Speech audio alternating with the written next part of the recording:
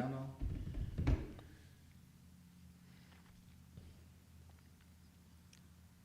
Nobody say a word.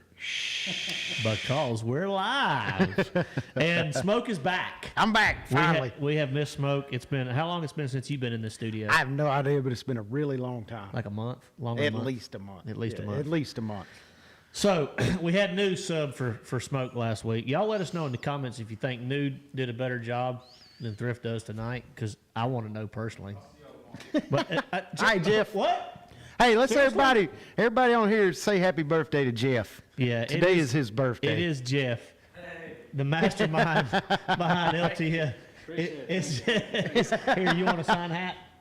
No. Yeah, okay, you sign hat. Sign hat. Happy birthday to Jeff. The show would not happen if it wasn't for Jeff. That's a fact. It would have never started if it wasn't for Jeff. That it would is have never fact also. existed if it wasn't for Jeff. And now we got Tyler, though. We may not even. Wait, oh, you really are leaving? No, I'm good. Okay. All right. Oh, okay, good. You already got Rusty said Thrift's way better. Hey, there we go. I'm winning. All right, so tonight we're going to do last week, since we had New on the show, we did a Bassmaster Elite season wrap up. Yep. We're going to do a BPT season wrap up. Thrift qualified for another Red Crest. Yes, I did. I think I ended up 35th at Mille Lacs and ended up 18th in the Angler of the Year points. So got my way into Lake Norman for Red Crest. Yeah, I know you're semi excited about that one. Just a wee bit. A little bit. Are you going to stay? Are you going to stay at your house, or are you going to sleep up there? I'll probably stay at my house for practice and stay at the event, or stay at the lake for the actual event, because I have this weird thing of, like, it's only about an hour drive, but like my fear is I'll have a flat tire or getting a wreck the morning of, and then you're an hour away and you end up missing blast off. No, So that's not a fear. That's a realistic calculation. Yeah, because and that's kind of how I live my life. I try to take as much risk out of things as I can. Right. The uncontrollable variables, if you can shrink them down as much as you can. Exactly. When your career is on the line and potentially a life-changing amount of money, a life-changing win, whatever, that's a big deal. Yeah. I mean, I think that's a So pretty... that's my plan right now. All right, everybody says welcome back. So let's dive right into it. Don't forget, at the end of the show, we do have a special giveaway sponsored by Angler's Choice Marine, who is the presenting sponsor of Let's Talk Fish. I talked about Angler's Choice a lot last week, and we can't say enough about the dealership. We talk about it all the time on here. If you're in the market for a new boat, any White River Marine brand, obviously Smoke and I are a little partial to Ranger, but yes, but they do sell Nitro, Triton, Ranger. And they got all the tracker off-roads. They got everything you need to have fun in the outdoors, pretty much. Yeah, I've got a tracker off-road. You got a tracker off-road? I do not. I need one. You need to get a tracker need to go off-road. Get me one. Yep, I've got, and your family's the same size as mine. You got 4. We got 4. And I've got a golf cart right now. Does it have a back seat in it? Yes. So it's like is it like the reverse seat, or is it like a Crew Max where it's got like? No, it's like the reverse seat. Okay, like the reverse seat. Yeah. I need to trade it in for a tracker. Yeah, if you get one of the tracker off-roads, get the Crew Max. It's a... Trent, I'm coming to see you. All right, so y'all heard it first here. Thrift's going to get a new tracker off-road Crew Max next week. No, I don't know about next week. Okay, maybe in a couple weeks. Sometime in like the next 2 to 3 years. In the next 2 to 3 years. Pegram, Ryan, thank you, buddy. We appreciate it. You know what? Yours is a couple years old. You could just sell me yours as the deep discount and then go buy you a new one. What kind of discount are we talking about? Like 80%. Off of retail? Yeah. God, I feel like in this market, in today's market, it's worth a touch more than that. No. I know how you abuse it. About 20% off retail. 50. 22 and a quarter. The worst thing it's had in it is some deer blood in the back of it. Oh, I know, but I did clip the corner of my fence one time. See, and it'll just things like that will keep coming. He'll be like, "Oh yeah, and I did this." Let me tell you something about that. Oh yeah, and I did this. Let me tell you something about that tracker off road. If you get the Crew Max, it don't turn very sharp. Like when you go to turn around the corner of a fence post, it'll catch it. Take it wide. Pretend you're pulling your Ranger behind your truck. Take it wide. All right, so. Thrift, I'm going to turn it over to you, let you do a wrap-up. But at the end of the show, by the way, we are doing a big giveaway. We've got a good trivia question tonight, and we can't thank Angler's Choice enough, y'all. Just be sure to visit their locations if you're in the market for a new boat, because they take good care of you. And I think they're ramping up their online tackle store too. They've got a great tackle store at their Martinsville location and starting to expand a little bit in Spindale and Lexington, but their online stores getting there. So they got a lot of good things. Really cool stuff too. Hard to find stuff, as a matter of fact. That's one thing they kind of specialize in is, a lot of JDM tackle and things you don't see at a lot of JDM. Tell them what JDM tackle is. A lot of people don't know what you're talking about. Japanese domestic market. It's the good stuff, basically what he's saying. That's Japanese for the good stuff. Yeah, exactly. All right, so Trent did tell me that the other day. I was talking to him on the phone, and he said that we're getting ready to finalize all the little and one thing I gave him some feedback about it, making sure the site was customer friendly, easy to navigate, things like that. Right. But he said it's a little bit different than all the other sites out there. Still easy to navigate, but the way they've got it set up, I haven't seen it yet. Have you seen it? I haven't seen it either. Okay, so I've heard really cool things about it. So a lot of neat things in the work, and a lot of really, really cool tackle. I hope they get a lot of that JDM stuff on the website because it'll be neat to look at. Yeah, it will. Whether you buy it or not, it's still cool to look at. Every time I go up there, it's like $300-400. Every time. If I go in the Martinsville store, I'm coming out of there with a big bag You're full of spending tackle. some money. It All never right, fails. Tell us about. It's all Trent's fault too. Is it Trent? Are you gonna blame it on Trent? I'm gonna blame it on Trent because I'll walk through and I'll get everything I need, and then he'll be like, "Let me show you this. Let me show you this over here. Look what we just got in over here." Now wait a minute. Trent shows you stuff that you didn't know about. Yeah, like he gets That's impressive. He gets to me. that kind of stuff. If he gets stuff that Thrift or New, who are the two biggest tackle hoarders on either tour. I used to be. I'm slowing down a little bit. Are you slowing down a little bit? I am slowing down a little bit. That I know, if he can point out stuff that you're not familiar with in the market, then that's impressive. That's impressive to me. But all right, what's up, Bono Fishing guys? Appreciate everybody tuning in. We're up to viewers keep building as I'm speaking, so it jumped from like 56 to 70 something to 80 something. So Smoke is back. I'm back. Smoke brings he claims he brings a heavier crowd than New, but we'll let y'all decide that. No. All right, Don, appreciate the kind words. He said, "Way to finish out 2022 to both of us." And yeah, New too, obviously. Let's talk about Mille Lacs. I've never been to Mille Lacs. That was my first time. Let's talk about what you thought about the lake. You know what? Now, one thing I heard, and you can touch on this too, is that ever since the first time, I guess Bassmaster went there, it's been what, 6-7 years ago, maybe roughly. I have no idea. Something like that. Yeah. But it really exposed the lake. It started garnering a lot of national attention. A lot of influx of anglers from out of state started coming in there. What I saw on the live coverage that I got to watch was that still full of fish, still has a lot of big ones in it. Yeah, still a but lot tough of to fish. catch. Yeah, they're not your typical northern smallmouth. I kind of compare them more to a stupid largemouth because they sit there and they won't bite, and then they swell up and they just, I don't know if it's the pressure or what the deal is with them, but like if you see, I would see 4 or 5 on my Humminbird Mega Live, and you would catch one of them fairly quickly. And then the rest of them, it might be 20 minutes, 30 minutes before you get another one to bite. And in the BPT format, where every fish counts, you can't spend 30 minutes trying to get a bite because you're getting passed by everybody else that's fishing against you. And it's kind of frustrating on that aspect of it, is just trying to get those multiples to bite. But yeah, it was a very fun lake, a lot of big fish. The quality is definitely there.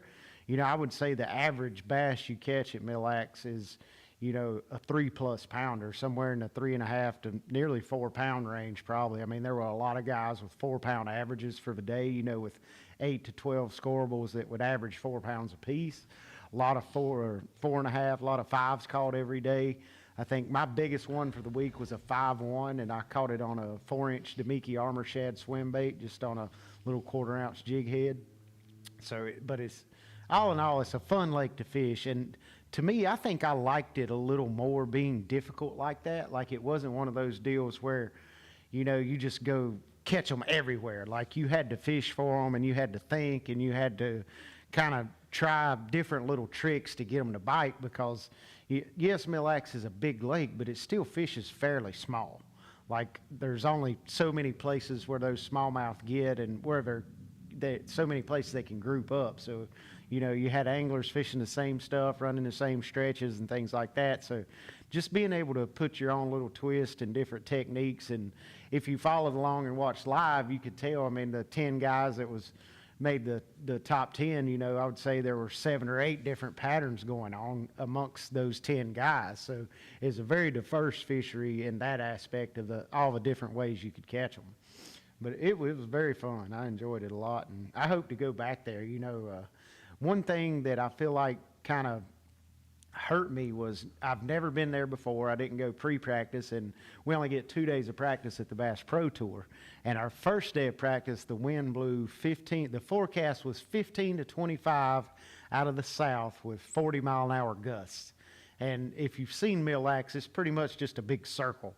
So that pretty much wiped out 2/3 of a lake. So everybody was kind of relegated to fishing the southern end of the lake to even be somewhat efficient during that first day of practice. The second day of practice wasn't as bad, and that's actually when I found everything I ended up fishing in the tournament. I just made a full lap around the lake the second day of practice and tried to mark as much stuff as I could. And, I didn't really fish a lot because I didn't have a lot of time to look for stuff after that first day of practice. But after my practice, I pretty much dialed into 3 main patterns.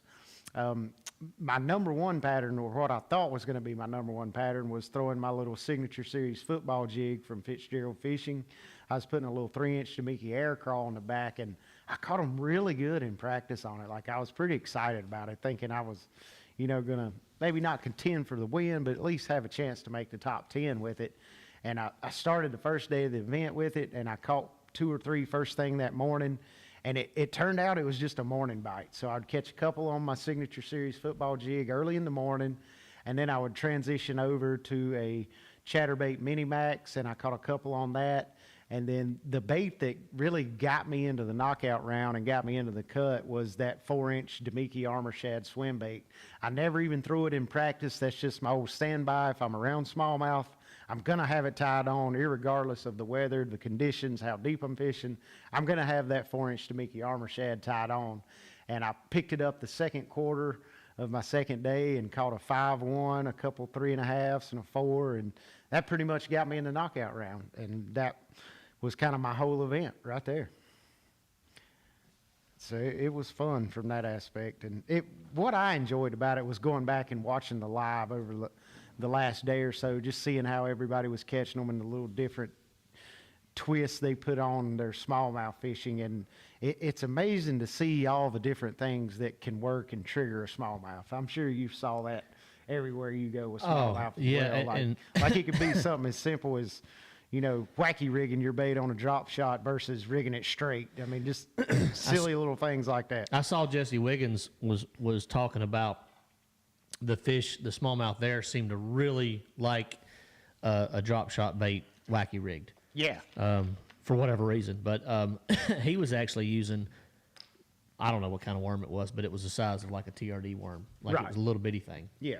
Little Ned Rig type worm. Yeah, like a Ned Rig type worm. And when you wacky rig a Ned Rig size worm, it don't have a lot of action to it. No, it's not really doing nothing. And he was, but I will tell you this.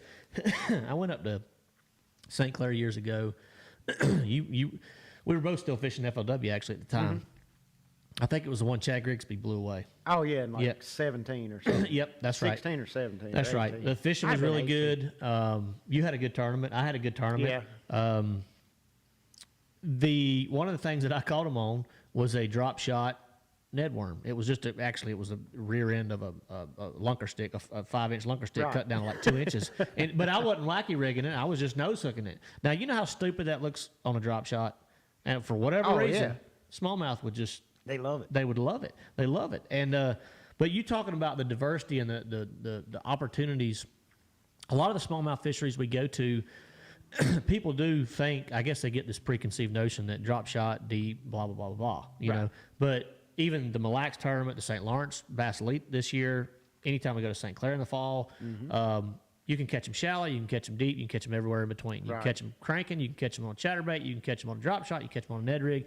And if you're lucky, at top water. And if you're lucky, top water. Amen to that. I consider myself lucky when I catch smallmouth on top water, and I always try to do it. Like Like, you can guarantee if I go to a smallmouth lake, I'm wasting the first 3 hours of practice throwing topwater just because it's fun. Hey, but that's a great way to find them, because if you find one that's aggressive enough to come up on the topwater, there's probably a group of them there somewhere. You would think, but sometimes that's not the case. That's not the case. But it's still fun. I mean, 100%. Well, you've had some really good times at Champlain, though, where you caught Yeah, a whole bunch of them on topwater in like a little bitty spot. yeah, I have, and that was fun. Yeah. That was So fun. smallmouth fishing can be, you got to respect a smallmouth, though. Oh, you got do. to have a smallmouth he's aggressive. He likes to move. He likes to swim. He likes to eat. Yeah. He's not like a largemouth, just lay up under this table and let something swim by, you know? Right. And that's, He's not lazy. The smallmouth is not a lazy creature. 100%. And they're like a spotted bass. The spotted bass are similar but different. Yeah, but see, similar. like spotted bass seem like they have a smaller home range. If that, like, Yeah, they that won't picture- go from here 20 miles that way to eat something. The Right. smallmouth Yeah, will. so like a largemouth, he'll have a home range when he's feeding about the size of this table. And a spot is probably, 20 yards or so, 30 yards or so. But those smallmouth, they may be feeding on a 300-yard flat, like, and Very it's true. like they never stop swimming. They're always hunting and they're always hungry, except for at Mille Lacs. No, they're hungry there. They're just educated. Yeah, they're hunting, but they're And educated. that's a good point that you bring up, because you talk about, they might be feeding on a 300-yard flat, and that's something, when you're practicing for a smallmouth tournament, especially up north, and you find them in a particular area, don't get tunnel vision on like, I gotta Right. go and make this specific cast Right. on this specific rock, because there's a flat there that has 17 other rocks on it, but they're not even necessarily on a rock because they're stupid smallmouth and they're roaming in between Yeah. them. So you got to keep them honest, right? Oh, yeah. Now, I'm going to contradict that just a wee little bit. Okay. Just a wee little bit. One You're going to instance- confuse our viewers too. No, like, I may confuse myself. So that tournament you were talking about at St. Clair that Chad won, yes. I had one small little place on a flat. It was a one cast deal, and it was like 5 feet deep. And Was there it were a like drop or 40 something? smallmouth around it. Now wait, was it current related? Yes. Okay, that's different to me. Yeah, kind of, but not really, because they were roaming. Like, I could see them. Like, I would be throwing to the spot, and they'd be smallmouth swimming over here. They'd be swimming over here. They'd be swimming over there. And the only place they would bite was on the spot. Like, they would, eventually, you'd have your bait sitting there, and one would swim by the spot, and he'd eat it. That's just where they're so used Like, to you feeding couldn't or chase something. them. Like, if I threw at these over here, never bite. If I threw at these over here, never bite. But if I threw at the Stupid spot, smallmouth. when they swam by, one would eat it. So that was probably the first time I've ever saw that. Yeah, that's a pretty unique situation. You got me. I'm stumped on that. Yeah, one. like I've yet to especially explain if there's it. a group of them and you throw Yeah, them. like there was probably, over the course of the 4-day tournament, I probably caught, I don't know, I caught a 20-pound bag off of it every day, all 4 days. Well, I mean, There was a lot there. I'd leave the, yeah, obviously. I'd be pretty happy with that. All right, something we didn't touch on. Let's talk about the disqualification, not the disqualification. Who guys gonna say? who Nobody got disqualified. We'll talk about the fines that were assessed Oh, yeah. to my buddy Wheeler, Alton Jones Jr., who I don't know very well. Seems like a good kid. Let's talk about what went down and explain to the viewers exactly how it went down, because I agree with how it went down. Right. Because Minnesota's a weird state. They have some Their weird DNR laws. does have a lot of. Yeah. So tell them what went down. Tell them the whole, because And Derek was asking questions To be about it. honest, I'm not 100% sure I know all the facts on it. So if I say something that doesn't line up with what's been said, Well, you know, I apologize. you know because- the bulk of You want it. me to tell you where I heard about it? Yeah, go ahead. From my wife after I was out of the tournament. Yeah, So- I didn't hear anything till 2 or 3 days after the event was over. Right, yeah. So I'm after the knockout round when I got knocked out.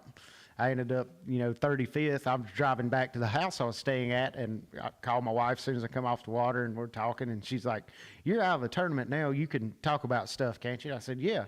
And she's like, "So what's the deal with Jacob Wheeler and Alton getting a citation or something?" And I'm like, "I have no idea what you're talking about." So that was the first I'd heard of it, was from my wife. But evidently, the Bass Pro Tour, we have a rule that you can deploy 2 lines Deploy. one time per period without a penalty, and after that you can keep doing it, but it's a 2-minute penalty. So it's a lot of times it's very important on smallmouth lakes because usually they have followers. So if you hook up with one, you can reach down, grab another rod, pitch it out there, and fight this one in, and hope one bites the other one you just threw out. So it just allows you to catch fish quicker and be more efficient. And that is a rule that we have in place that's perfectly legal. And evidently, the state of Minnesota has a rule that says you cannot fish with more than one line at one time. So I think that's where they fell into one. Where did they come up with that law? That's what I want to know. I don't know, but so you can't troll for walleye with 2 rods? I guess not, unless you got 2 people on the boat. So that could be officially the dumbest law I've ever heard. I know.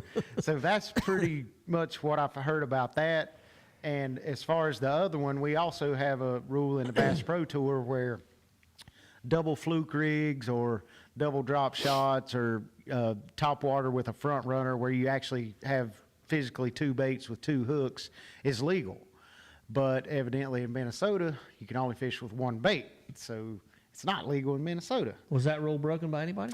I think so. I heard it was. I'm not sure if it was. It may not have been. That's like I said, I don't know if I know everything that happened, but evidently it was one of those 2 rules that there was an infraction or both.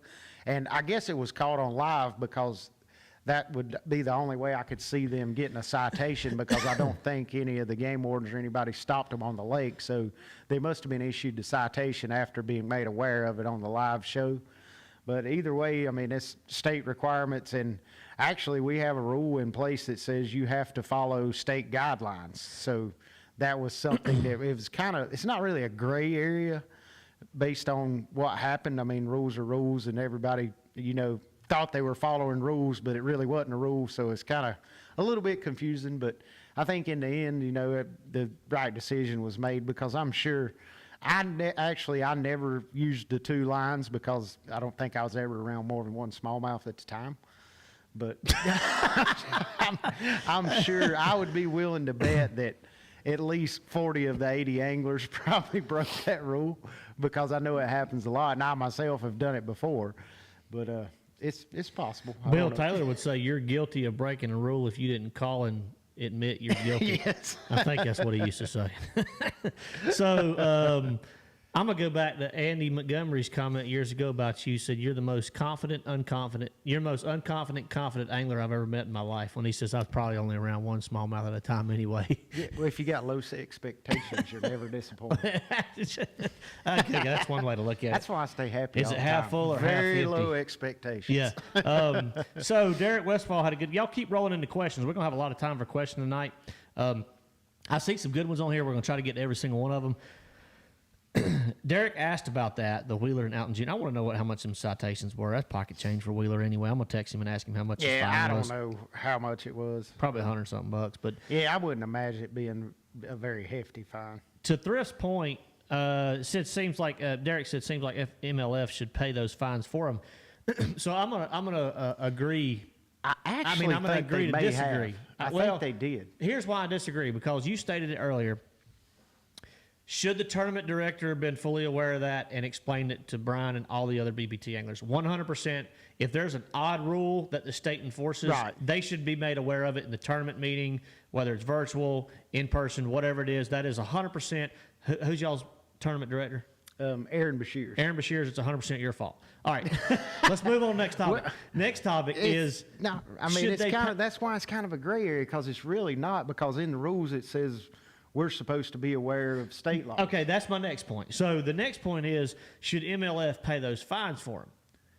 No, because in the rules, right, it states that the anglers are responsible to follow all state laws. Right. Well, what that does to me is it makes the tournament director's job a lot easier, so he doesn't have to go through and read all the state regulations. Right? I agree with that. All right, I agree with that to an extent. But in my opinion, this tournament director should be responsible for reading those state regulations. And if there's something crazy outside the box rule like that, because I think that's insane. Right. That's stupid. Doesn't make any sense to me. I know. Well, the first time we went to Minnesota on the river, wasn't there a rule that you couldn't coil? Yeah, you couldn't coil in Minnesota. Yeah. So the reason we were told that is because Polinick got DQ'd for it before we went there. Right, before we went there when we were with FLW. But in Polinick's defense, I'm pretty sure, y'all correct me if I'm wrong, but when that happened, I believe Bass had made all their anglers aware of that law before the tournament started. And I might be wrong on that, but I'm pretty sure that's the way it went down. It's actually, you got to take it a step farther. You actually got to be aware of that before practice starts,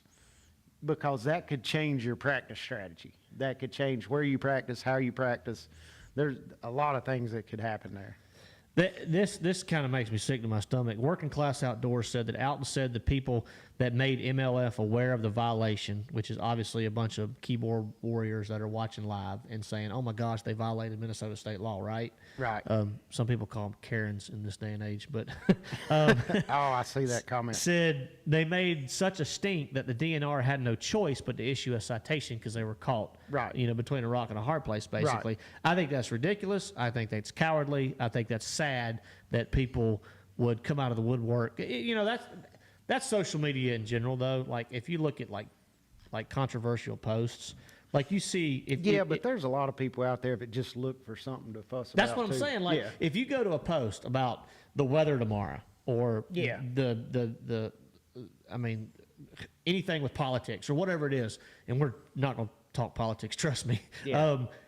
The majority of the comments are always like controversial. They're always like anti whatever that post is, right? I agree. Because that's what people do. Like, you and I see something online, whether we agree with it or disagree with it, we're not going to start writing stories about it, right? We got better things to do with our time. But Chuck said they caught into a poaching hotline. A poaching hotline. Oh my God, that's awesome. That is awful. But back to the whole issue at hand here, I just think it's pretty ridiculous. I think that that law shouldn't exist, more or less. What's the reason? Like, what would your guess? Like, if you had to take an educated guess why they made that law? I don't know unless they're. I really don't. The only thing I know is there is no fish population in the world humans can't decimate if they're left up to their own demise. Like, we will totally wipe out an entire fishery if we can make $1 at it. That's human history from, since the first boat was built. So I think definitely regulations are needed. But, what that particular one does, I don't know. Okay, that was my question. All right, let's. Chuck said MLF did pay the citations. I'll find out. I'll call my boy Wheeler and see if they paid his citation for him. Derek, we talked about the whole Sprague thing in a whole different episode. I'm not sure if I think you were out of town. No, I think I was out of town. That's when I was at Cayuga. If you hadn't heard that episode, we actually had Zach Burge on the line. We talked about it quite a bit. Yeah, I went back and watched it, or listened to it. I listened to the podcast. So it's a good one. If you get a chance, go back and listen to that on podcast, or you can watch it on YouTube. All right, let's it is like golf tournaments. Somewhat, Mike Harris said that we are responsible for reporting our own violations and things like that. We do have marshals, and they've got judges. The thing you got to look at as far as a punishment to the breaking of the violation is, was it intentional? Like, were the anglers trying to do it to gain an advantage maliciously? They absolutely were not. They were doing everything correct that they believed was within the rules. It's not like they were out here trying to do something to gain an advantage over the rest of the competition. So I feel like it was handled well. Jeffrey Pruitt said, I saw Alton Jones Jr. was on our buddy Luke Duncan's podcast, and he talked about it, and they did call it in on the hotline. That's how it was reported. I'm sorry, but that's pitiful. And it was like $150 to $170 fine, roughly. He explained how it all went down on Luke's podcast and things like that. Maybe they'll buy $150 worth of smallmouth fingerlings and put them in Mille Lacs. There you go. Yeah, because heaven forbid 2 get caught at one time, right? Wonder what they do if you catch 2 at one time on a crankbait there. Are you only allowed 1 hook on a crankbait in Minnesota? I have no idea. Because let's get deep in this. We need a Minnesota There was plenty of your boys that were throwing crankbaits with 2 hooks on them. I know. That's Jerkbaits have 3. I know. I mean, is that legal? Where are we going with this? I know. That doesn't make sense. Don said if they were caught by now you talk about getting deep into it. Don's digging pretty deep. If they were caught by get in deep. If they were caught by a conservation officer who was watching live coverage, was that guy off duty watching? If so, he said he calls BS on the fines because if they were working and watching live, that's slacking. That's pretty much every state-paid employee. That's that came from Smoke, not me. I got some buddies that work for the state. Of course, I do call them lazy to their face. So. Yeah, you agree. It's not that they're lazy. They just... Can we get a bass fishing report for Bugs Island and SML? I guess that's Smith Mountain Lake, right? If at all possible. I can't. Anybody got any fishing? Tyler, you got any fishing reports for Bugs Island? You were 2 just weeks there, ago. wasn't you? It sucks. There you go. There That's you about go. all I got for you. Okay. All I right. haven't been on That Bug. did not help them. The only at thing all. I can tell you is go maybe throw a white jig around the bank and pray. White jig? Like Yeah. swimming a white jig? Yeah, around the bank and pray. Hey, that's a all good- I got for you. That's a good fall fishing tip. A lot of guys don't know about that little deal. Yeah, that's true. So go swim a white I jig. agree, though. The last time I was on Bugs Island was probably 23 years ago, and it sucked then. I mean, so 23 years ago? it's probably 2001, 2002. You were 23? Yeah, I was. No. I might have still been in college. I was still. You in weren't college. even of legal drinking age Yeah, I 23 years probably ago. But I You were remember it was catching not very fun. you were catching baby seals I was. at UNC Charlotte. All right, that's on an old episode. You'll have to go back and watch it. Let's Keith Wood said there's a DNR officer sitting in Minnesota watching this podcast right now freaking out. What'd he be freaking out about? I mean, they didn't do anything wrong. They just did their job. Like the conservation, they didn't make the laws. They just enforced I'm them. actually buddies with a DNR officer in Minnesota. I should call him and get him on the show. Yeah, you should actually. That would have been. Look, you talk about. He was one of. I actually. We just met last year. He's one of my good buddies in Texas. That's a game warden. He was down there hunting in Texas and fishing with him when I was down there, and that's how I met him. But yeah, I might have to call him, see what I can get. That's you talk about one up in Luke Duncan. Getting the actual officer that wrote the citation would be one up in now Duncan. that would be good. He might have done it. I need to text him. Yeah, you never know. Or I bet he knows the guy that did. All right. Let's see.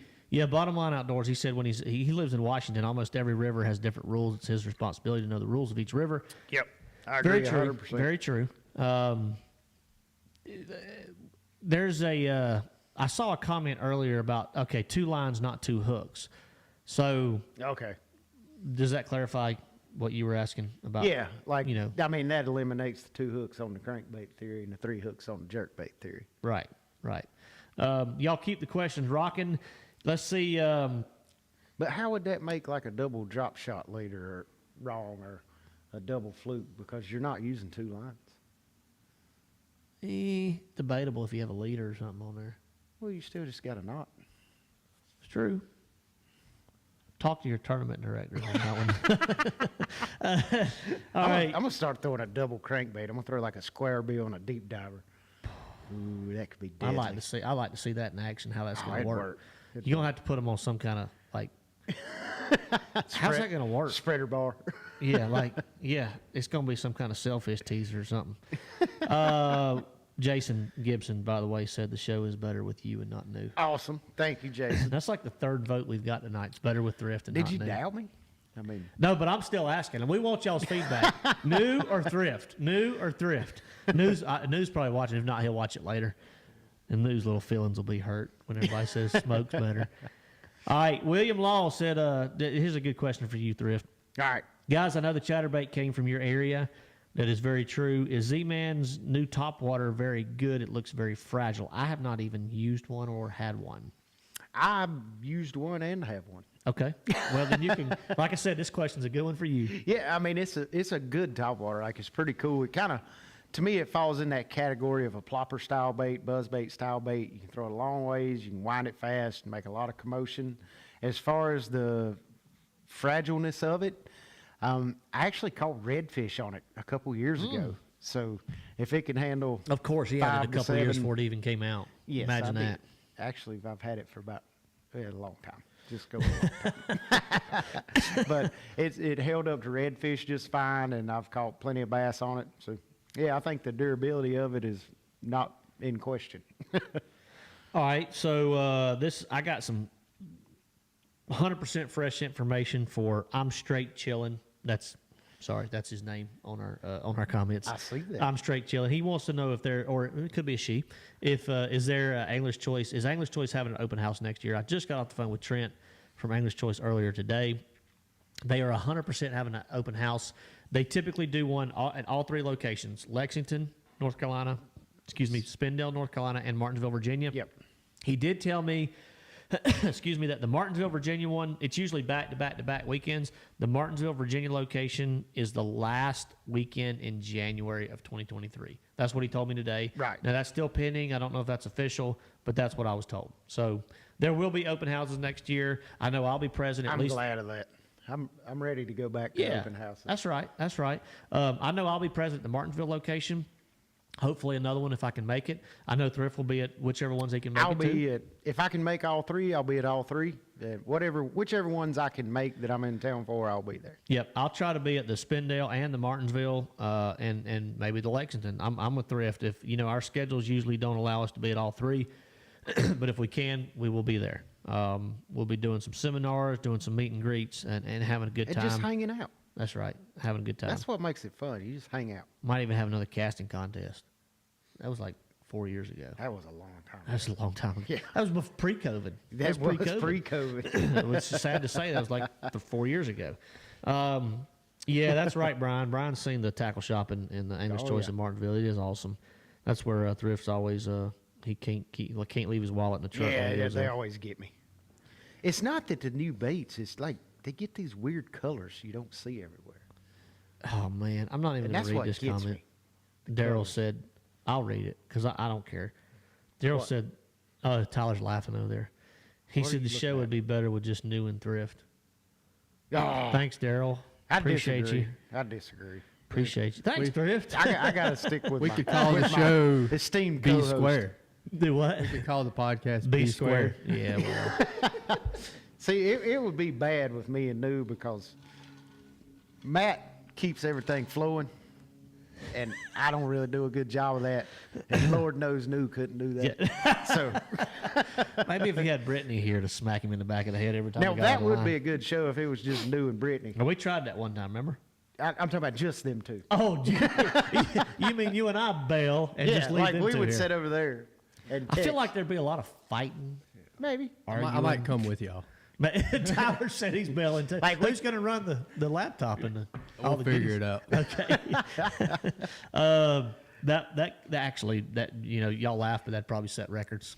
Oh, it would. Probably set Especially records. if we got like 2 foam swords and laid them right here in the middle. Every time New said something stupid, Brittany would whack him in the head with it.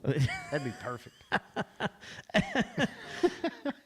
I might actually try to orchestrate something like this. I think we need to. Yeah, I think we need to. Brittany knew. I know y'all going to watch this eventually or listen to it eventually. We're going to go ahead and invite y'all up to do a show with Rod and I sitting over here in the corner watching. Thanks, Pete. Appreciate it. I'm not allowed to talk deer hunting, but I appreciate it. Okay, bait fuel. Bait fuel. Here we go. We got a question from CTE Outdoors. Do you leave the bait fuel globbed up in one spot or evenly spread it on the plastic? You want to take it or you want me to? I can start with how I do it, and then we'll see what the differences are.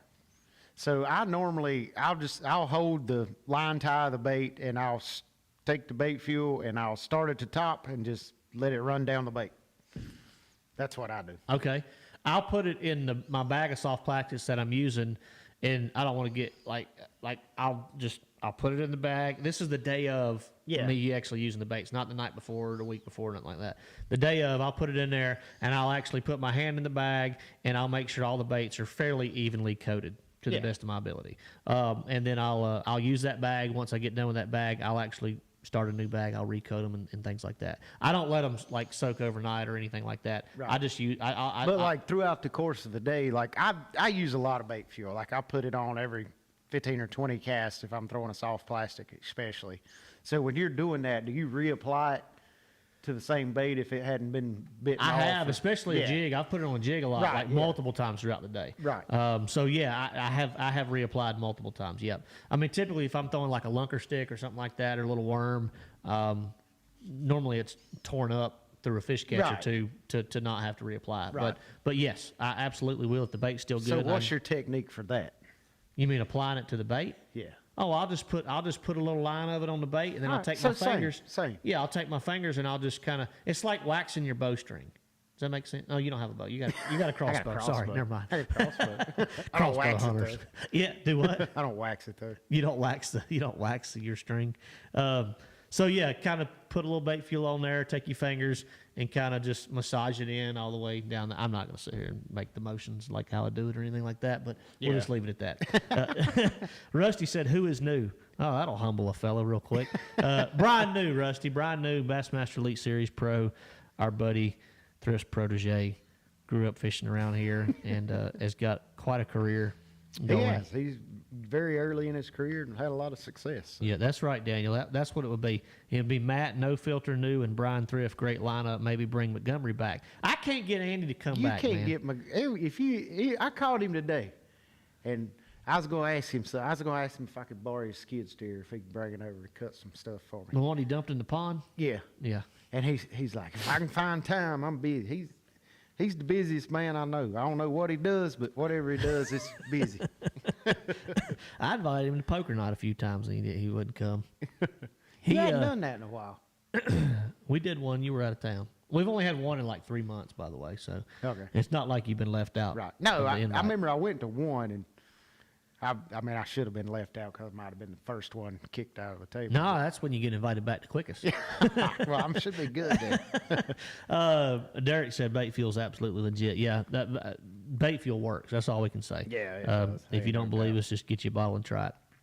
Now, No Filter New, and then you throw Brittany in the mix. I love you, Brittany, but not much filter there either. And put those two on the show. Tyler, I don't think you have enough like beep buttons over there to go through an episode with those two. Be fun though. Do what? Be fun. Oh, it'd be a blast. Be a blast. I'll pop us a bag of popcorn. You and I'll sit right over there in the corner. That'd be good. Let's. That's interesting. Okay, Pete, we're talking. You said you put it in the bag, it turns to white gel. So that happens over like overnight or over a long period of time. Yeah, That's why a we couple say of days. use it the day of. Yeah. You know, it does tend to kind of congeal. If you do it overnight, it usually doesn't do it like, especially like what I'll do if I'm gonna let it soak overnight, I'll put the bait fuel in the bag of plastics and then I'll squeeze the air out of the bag. So I'll try to squeeze the air out and then seal it back up where you don't have a lot of air in there. And that'll keep it from gelling up like that. It'll keep that bait fuel, you know, in the good consistency where it's gonna get all over the baits and stay on there good, and it keeps it from drying out also. Yeah, that's a good tip as far as bait fuel is concerned. Academic Mailbox said the coaching and motivation talk from Canterbury to Scott seemed to have worked in Wisconsin. Scott really enjoyed that event, I'd say. Was it enjoyable to finish the season on the Mississippi? Absolutely. You know, it's funny because we went from Oahe to Mississippi. We talked about this last week on the show when New was on. But you talk about completely opposite type events. I mean, we went from a deep water, giant smallmouth schools, clear water, finesse tactics to a shallow water power fisherman's dream where you didn't need your forward facing sonar on your boat at all. You know, and that How fun was that? Let's talk about that. How fun was it to fish an event where you didn't have to stare at forward I facing almost took sonar? mine off. Canterbury did take his off because, you know, we were in grass and stuff a lot.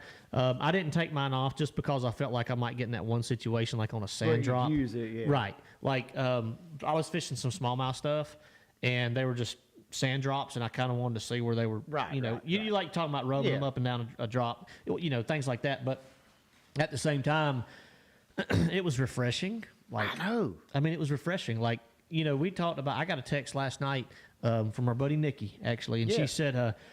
she said, what's with all the rumors about forward-facing sonar potentially getting banned from bass tournaments? And I said, well, I think said, that's what they are, just rumors. I yeah, don't think it's I ever told her gonna that. I happen. said, I haven't heard anything factual to back that up.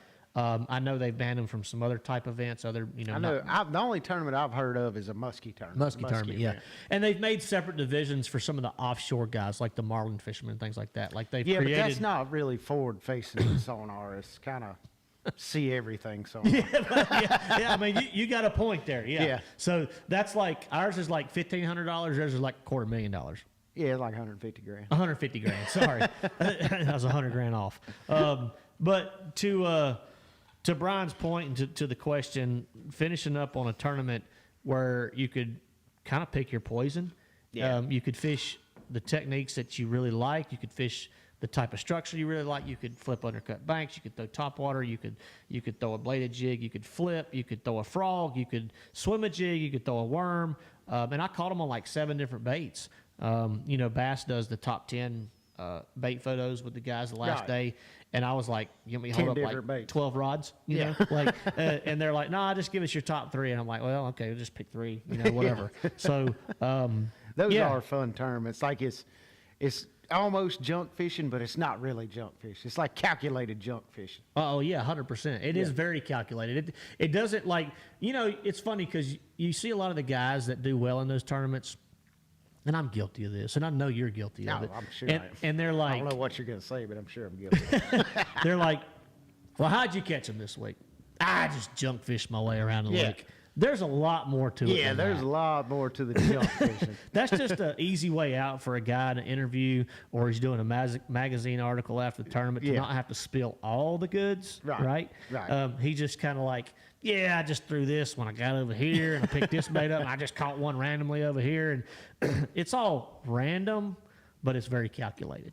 Agree. To that point, to the question that Academic Mailbox, I love that name, by the way, asked about Scott's pep talk, Scott Squared, Scott Canterbury's pep talk to Scott Martin. Hollywood, who's Scott Martin, by the way, that's our nickname for him, on the road, rolled into the Mississippi River event below the bubble on the classic cut line and needed a top 25 finish. Yeah. So came in clutch, made a top 10, knocked it out of the park, made the classic for the second year in a row, had a lot of pressure on himself. A lot of people don't realize about Scott is that he works 24/7 when he's at a tournament. I don't see how he has time to fish with all this. I don't see how he ever catches a bass in a tournament. I'm the same way. Because I got more respect for this guy. I'm telling y'all, that he's a workaholic. He's phenomenal at what he does. He's made for TV. He's made for tournaments. He can do it all.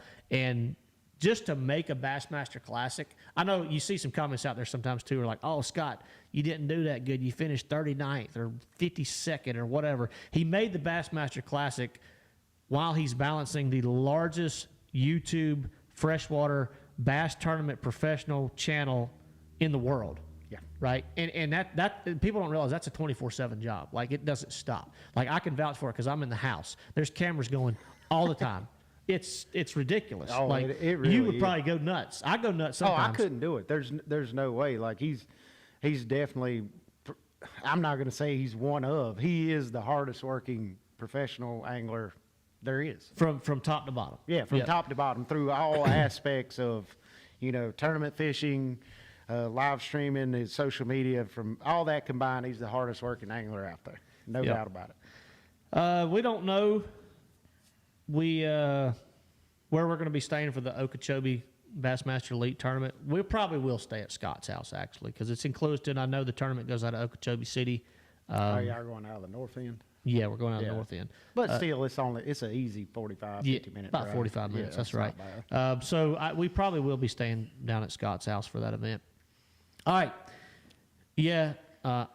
Mono fishing. We can kill deer in North Carolina this early. The season came in September 10th. I'm not shooting them illegally. I promise you that.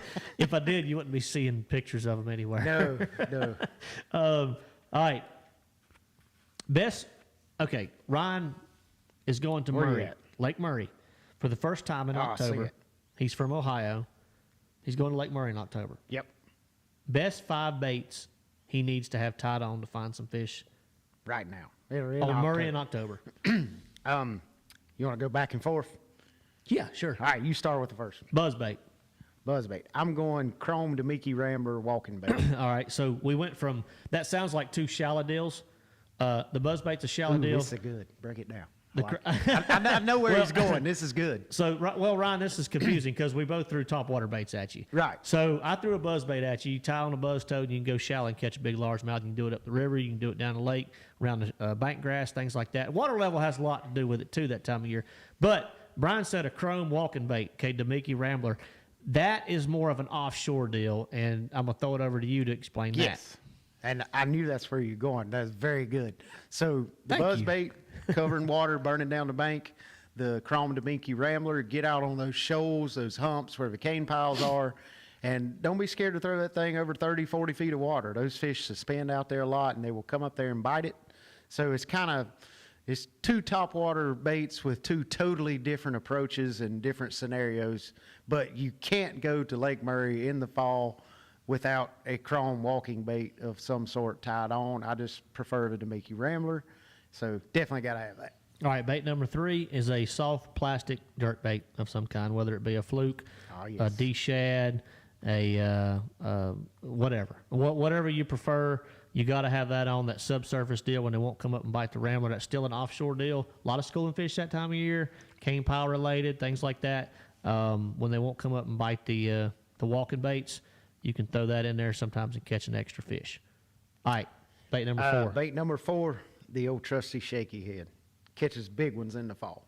Got to have a shaky head with some type of green pumpkin worm on it, whatever your favorite one is.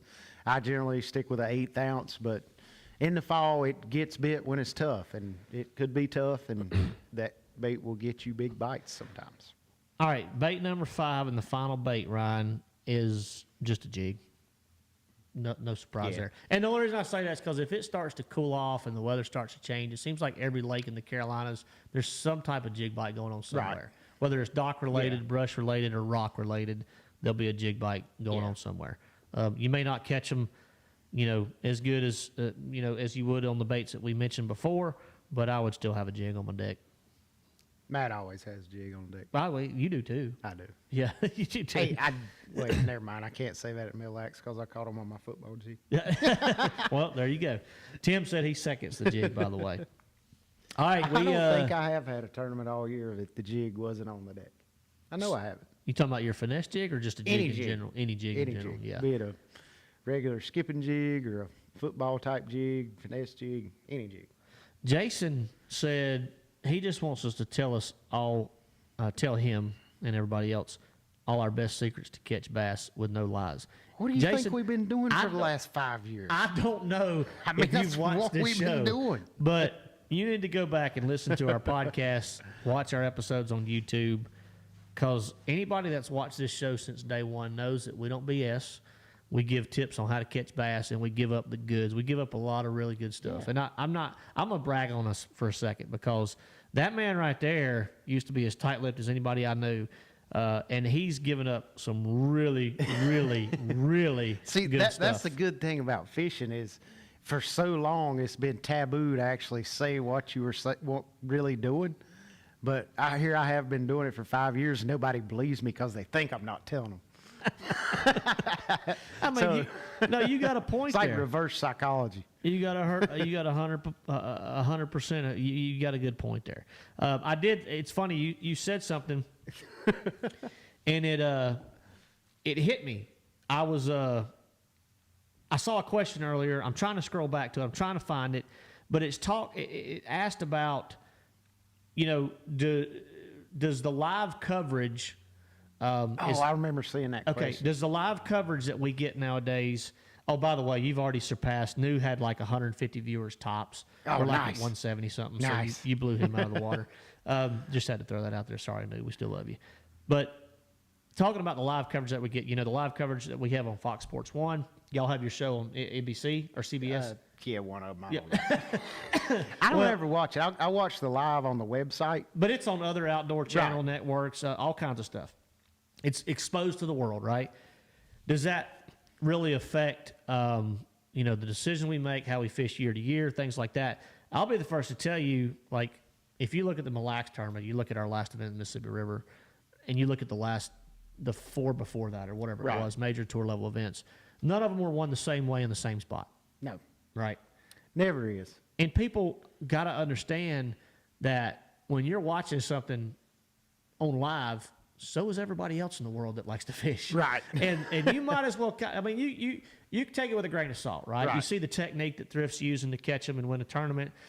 Take the technique, take the way he works his whatever he's throwing, and put it in your back pocket, because it's going to work eventually in the right situation at the right time. But that specific spot, It's toast. Probably not so much. So, that's I mean, what you got to add to that? Because that's exactly, a misconception. Yeah, it's a misconception. Like, not saying you can't go back to that spot and catch a few fish and maybe use it in your rotation, but as far as camping there and making it work for 4 days, if you've already exposed it the year before, that's not happening. It's totally not going to happen. I can't think of any time, like, we do a lot of repeat fisheries, between Major League Fishing and the Elite Series. Like, y'all have been to the St. Lawrence every year for the last, I don't know, 40 years. We're going again next year. And it's never one in the same spot. So it's just, I don't know. I think those fish get the outside pressure and just the day-to-day pressure after being exposed. I mean, those fish change their habits. They change their ways. They may relocate. They get used to seeing the same baits over and over, so they change their feeding habits. I mean, they always change with pressure. And a perfect example of seeing that would be when the Alabama rig first came out. I know we've talked about this several times, but when it first came on the scene, like everybody, it's going to ruin fisheries. There's not going to be a bass left anywhere. And after a year or two, it kind of fizzled out. It's still a player, but it's no more of a player than a crankbait or any other bait that all of us as anglers have in our, rotation of baits that we use. And so it's still a player, but it's not as dominant just because fish get used to it. And I think that's the same way with, specific spots or specific locations. And, rarely does a spot capable of holding a school of winning fish for 4 days in a multiple day event stay the same year to year. Like, use the St. Lawrence River as an example. That's a current dominated fishery. Like, the fish may be setting on one spot this year, but next year maybe the water level is higher, the current's stronger. Those fish would like to set on a different spot where the current's just right. Like, just so happens to be that this year that's the ideal place for them to feed, but next year it may be somewhere totally different. And a grass lake, a lot of times grass events are on one deep grass edge or one hole in the grass, but say next year the grass grows in a different type of pattern, and that hole in the grass is not even there, that point of grass isn't even there. So things constantly change, and you constantly have to stay ahead of it and find that new stuff. That's one thing I love about bass fishing, is you can never learn it all. Even the locations, like, unless it's a rock or a dock or a bridge column, there's a good chance it's going to change. Yeah, that's a good point. And TSI said, don't forget about the pulse jig. Pulse jig's on my deck everywhere I go, because you never know when you need a pulse jig. But that's a great fall bait too, by the way. That little 1/8 ounce is a killer. Brian talked about grass lakes changing, but I think back at our tournament at Oahe this year, and a lot of the guys, I don't know, there are quite a few that went out there in pre-practice last year because nobody had ever seen the place. They were there basically the same week we were there this year. The only thing different, the water was a touch lower. It was still low last year, but it was a touch lower this year. But we talked about the way smallmouth act earlier, and the funny thing was those guys really caught them good in a section of the lake last year at the same time. Right. That was full of 12 inchers and yellow carp this year. Really? The bait was kind of gone. Right. The bait had sort of migrated down the river system a little ways, lower, yeah. and that's where all the big ones Right. were. So everything changes. Right, everything changes, and you just got to keep an open mind. Don't watch these national tournaments and be like, oh my gosh, he caught him in such and such creek or Calamaster Wackham Creek, and he I don't know. Probably a creek.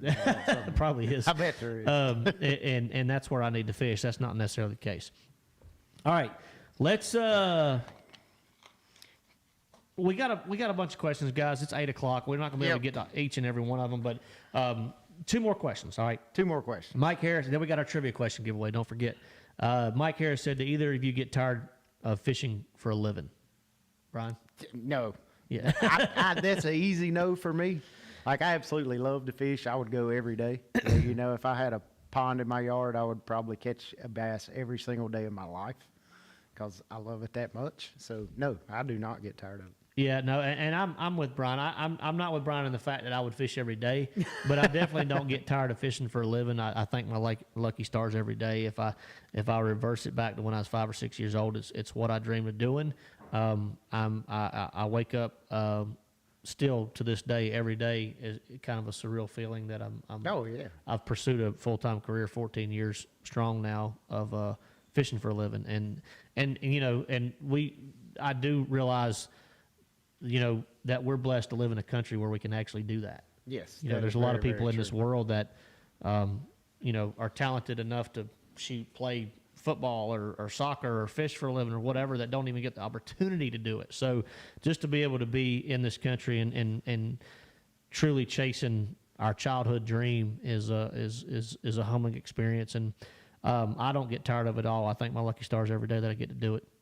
Now, that being said, if I could hunt for a living, I'd probably sell my Ranger, but No. Thrift laughs No. when I say that. But no, I actually wouldn't do that, because if I hunted for a living, I'd probably lose my drive to get up every morning at 5 o'clock and go. You know, if you did that every day and you try Yeah, to, I mean, it's fun, but I don't know. I enjoy hunting, but yeah, but if you did it for a career, you might not, because hunting's a little different, right? Yeah. Like if you could go, let's just take TV guys, for instance. Like, and I've talked to Scott Martin about this. Like, he could go film a fishing show on a really good lake and get all his content in like 8 hours. yeah, for a But if whole you're- year. Yeah, but if you're going to like get a deer hunt on film, like you got to get a kill, right? Yeah. Eventually. It might take you 5 or 6 days to get that footage. Oh, yeah. So realistically, that would be way more frustrating and a lot more stressful, and it would take a lot of the fun out of it, you know? Like, I just agree. feel like it would. So, I agree. yeah, fishing for a living is definitely a dream come true, and I do not get tired of it, and I thank my lucky stars every day we get to do it. Last question. Ready, Brian? I'm ready. What you got? This is a pretty complex question. We could talk a long time about it, but we won't. Binkwood want to know, when you guys fish your home lake for a national tournament, I don't even think this just applies to our home lake. I know that's what he's asking. Yeah. But do you ever factor in saving special spots? And this goes into the whole fish management stuff we've talked Yeah. about before. I think that goes everywhere, not just our home lake. Like if you're dialed in on a good pattern, plus you've got a spot that you think there's a group of fish there nobody's going to find, that's just, we'll call it the special spot. Like, yeah, I mean, I've tried to save it to the last day. I mean, for sure, you know, I want to run and catch all the easy fish that everybody else is going to catch the first or second day of the event. And then after they've all been caught, that's when I want to file in on my special spot, if I have one. Yeah, if you can actually, in this day and age with the electronics and as good as they are, if you find a special spot Yeah. and you truly think it's like, I mean, to me, that a special spot nowadays would be something that's obviously not on any map whatsoever, and maybe just was created 3 days ago. Realistically, I'm thinking every time I think I found something special off the wall, somebody else found it. Yeah, that, You know, that like- happens 90% of the So time. when you go to saving stuff, like go back, it goes Yeah. back to the There's- calculated stuff. Yeah. Like you better be like on your game. Yeah, there's nothing worse than saving a spot and then making the third day or the final day and find out that you're 3 pounds off the lead and the dude's leading's fishing your spot. or not making the final day, going home watching live and realizing that's where the tournament's going to be won. Yeah, That's even worse. that would be worse. I've experienced that to an extent, not to where the tournament was won, but to where you talk to somebody later and you're like, "You caught him where?" "Ah, I was saving that." Yeah, And yeah, it's the worst. I mean, it ain't there's nothing worse. Nothing worse. no, there is nothing worse than that. All right, so we got to wrap it up. It is after 8 o'clock. We do appreciate everybody tuning in. You surpassed New by like 100 viewers tonight, by the way. So Nice. I think the jury's out. I think Thrift's number one. Thrift's number one. Even though we've missed him for like over a month, I know, but I'm here now. And that's he all slid that right matters. back I'm in, back. took over. It's like it's like riding a bike. You just don't forget how to do it. Thrift's back and killing it, knocking it out of the park. All right, trivia question tonight. Thrift, you came up with the trivia questions. I'm gonna let you ask it. This is for a Angler's Choice Oh, hoodie. God, I forgot how I worded it. Okay, I got it. You know the Okay. answer too, Yeah, I right? know the answer. Okay. I think. Yep, Yeah, that's right. I know the answer. I know It's the on my answer. text. You text it to me. This is for a Angler's Choice hoodie, Angler's Choice hat. Send us a message on the Let's Talk Fish Facebook page on the size that you wear, your name, and your shipping information. We'll get that out to you ASAP. All right, we ready? All Ask right, it. tonight's trivia question for the awesome Angler's Choice giveaway At this last BPT event at Mille Lacs, everybody knows smallmouth was the dominant deal. But if you find yourself on the knockout round unable to catch a smallmouth, like myself, how many largemouth did I weigh in throughout the course of my 3 days fishing at Mille Lacs? There's largemouth in Mille Lacs? There is a couple. Did you just give away the answer? No, I didn't. No, actually, I went back and watched live, and Odd Defoe was catching a lot of largemouth. He was. So I need to know how many largemouth I personally weighed in at Mille Lacs. I got a right answer. You got a right answer? I got a right answer. I see it.